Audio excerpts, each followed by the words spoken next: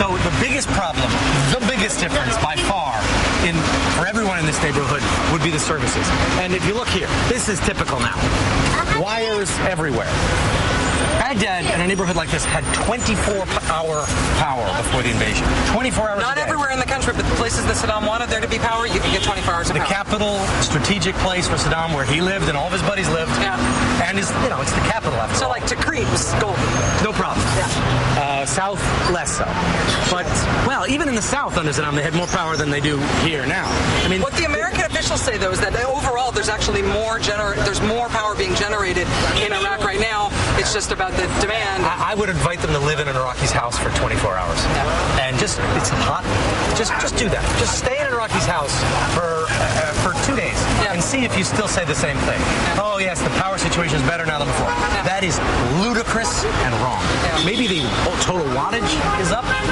Quality of life and quality in terms of power and services are abysmal right now. When it comes, by the way, it blows out all of your appliances. Right, because you haven't had it for a while. I mean, you just think about that. This is the country with the second largest oil reserves in the world that does not have enough energy to have power even for an hour at a time all over the country, even including in the capital city. And on top of that, America is in year 9 of a full-scale, massive occupation and war here, and we're leaving with that being the circumstance.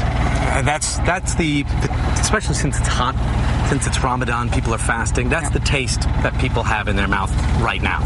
NBC's chief foreign correspondent Richard Engel and I talking about the primacy of the issue of electricity for Iraqis, an issue that Vice President Biden told me will get solved in Iraq before Americans leave there. All U.S. troops are due to be gone from Iraq by the end of next year. There are 50,000 American troops there now on an ostensibly non-combat mission. The vice president saying the non-combat designation may be a misnomer, which seems fair. 2 U.S. soldiers have been killed in Iraq, 9 wounded since Operation Iraqi Freedom, technically a combat operation, became Operation New Dawn, which is technically not a combat operation. Joining us now is Iraq war veteran Paul Rieckhoff, the founder and executive director of Iraq and Afghanistan Veterans of America. Paul, thanks for being here. My pleasure, Rachel. Good to see you. Vice President says it can't be called a combat mission anymore because essentially U.S. troops don't serve foreign commanders. And if Iraqis are leading in the fighting, then we have to say we're just there as support, so we can't call it a combat mission. Is that a dissatisfying explanation to you? Yes. Yeah. It's absolutely political spin. Combat operations are not over in Iraq. The president needs to stop saying it. The vice president needs to stop saying it. We've got almost 50,000 troops on the ground there right now who are getting combat pay, who are getting shot at, who are getting mortared. Combat operations are not over. And the military community is upset about this. They need to stop saying it. It does a disservice to the military. It does a disservice to the American people. It does a disservice to the Iraqi people. And try telling the families of Sergeant Philip Jenkins and Private First Class James McClamrock, who died last week, that combat operations are over.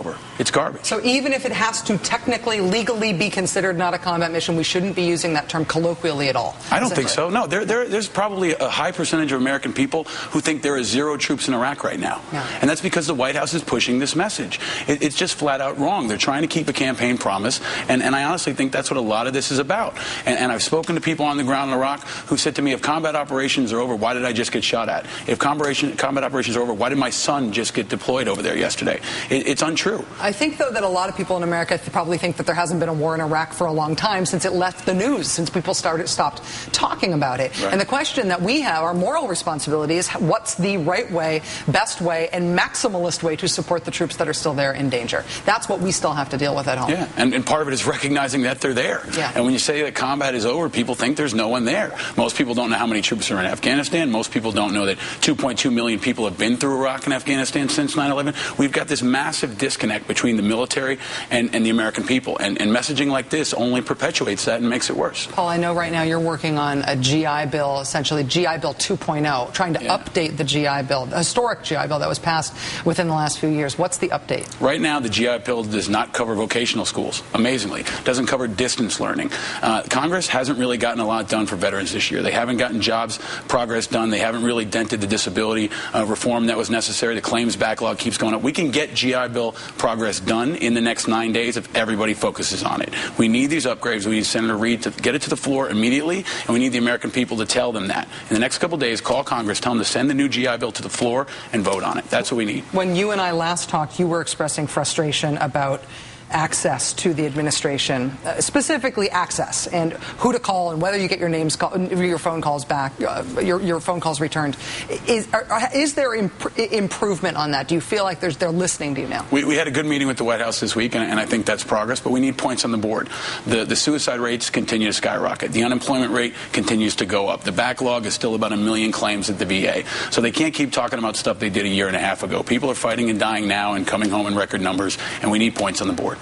Paul Rykoff, founder and executive director of Iraq and Afghanistan Veterans of America. It's always good to see you. You Thanks, too, man. Rachel. Good Thank to see you. you. Full disclosure, I am a supporter of IAVA as an organization. They are a nonpartisan group. You can learn more about them at iava.org.